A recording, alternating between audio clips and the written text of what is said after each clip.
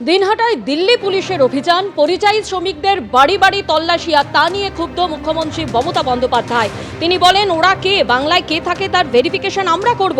কেন পুলিশ তাদের অনুমোদন দিয়েছে? আমাদের কাছে কোনো তথ্য পাঠায়নি। এখানে কোন পরিযায়ী শ্রমিক আছে তার ভেরিফিকেশন দিল্লি পুলিশ করতে পারে না। ডিজিকে কেন জানানো হয়নি? বিএসএফকে খিচুড়ি খাওয়াচ্ছ, দিল্লি পুলিশকে বিরিয়ানি খাওয়াচ্ছ। আর কি বলেছেন মুখ্যমন্ত্রী, শোনাবো। কুচবিহার ডিএমএসপি অরবিন্দ।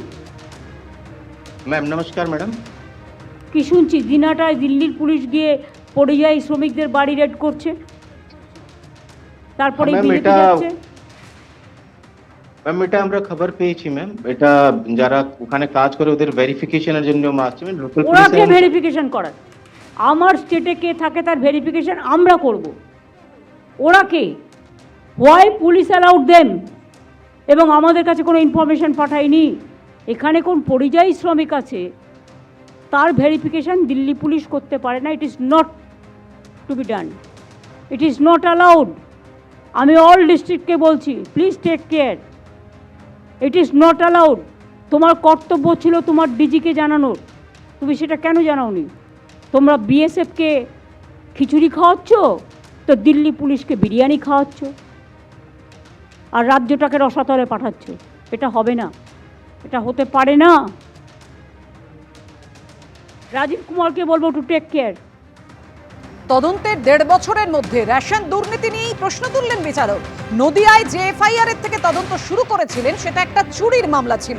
জ্যোতিপ্রিয় মল্লিকের জামিন মামলায় মন্তব্য বিচারকের, সেটা চুরি নয়, দুর্নীতি। কেন বলছেন?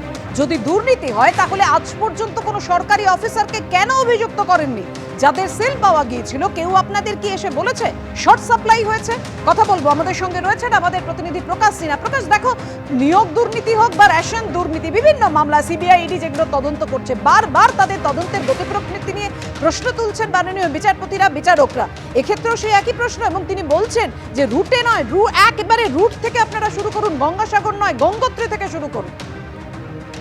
একদমই তাই। আমরা দেখলাম এর আগেও কিন্তু একাধিকবার আমরা দেখেছি, যে কথা তুমি বলছো, যে একাধিক তদন্ত নিয়ে কিন্তু প্রশ্নের মুখে পড়েছেন তদন্তকারী অফিসাররা এবং বারবার ভৎসনার শিকার হয়েছেন তারা। আজকে তুমি জানো জ্যোতিপ্রিয় মল্লিক তার জামিনের শুনানি ছিল, এবং যখন শুনানি চলছিল তখন আমরা দেখলাম বিচারক কিন্তু প্রশ্ন করছেন, বিচারক রীতিমতো কিন্তু প্রশ্ন করছেন যে কেন আপনারা বলছেন যে স্ক্যাম হয়েছে, অর্থাৎ দুর্নীতি হয়েছে। আপনারা যখন তদন্ত শুরু করেছিলেন, যে নদিয়ার যে 4টি এফআইআর সামনে রেখে তদন্ত শুরু করেছিলেন, সেখানে কিন্তু চুরির অভিযোগ ছিল। তো চুরির তদন্ত করতে গিয়ে কেন আপনারা দুর্নীতি বলছেন, এই প্রশ্ন বিচারক করেন। তখন আমরা দেখলাম যে ইডির আইনজীবী তিনি কিন্তু সওয়াল করলেন যে চুরির তদন্ত করতে গিয়েই দুর্নীতির কথা সামনে এসছে। আমরা দেখলাম বিচারক প্রশ্ন করছেন যে যদি একজন মন্ত্রী তার আত্মীয়দের বেশ কিছু কোম্পানির অ্যাকাউন্ট রয়েছে, সেই অ্যাকাউন্টে যদি টাকা যাচ্ছে, ঢুকে যাচ্ছে, জমা পড়ছে, আপনি কিভাবে বলতে পারেন যে এটা রেশন দুর্নীতির টাকা? সেটা তো অন্য দুর্নীতির টাকা হতে পারে।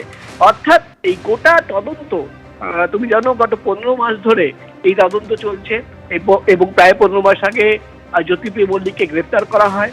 15 মাস পর আমরা দেখলাম যে আজকে শুনানির সময় বিচারক কিন্তু গোটা তদন্ত প্রক্রিয়া এবং এই রেশন দুর্নীতিকে যে দুর্নীতি বলা হচ্ছে সেটা নিয়েই কিন্তু প্রশ্ন করছেন। তার প্রশ্ন, বিচারকের প্রশ্ন, যে একজন সরকারি আধিকারিক বা কর্মীকে আপনারা অভিযুক্ত হিসেবে দেখাননি, তাদের গ্রেফতার করেননি, যারা রেশন পায়নি তাদের মধ্যে কারোর বয়ান পর্যন্ত আপনারা রেকর্ড করেননি।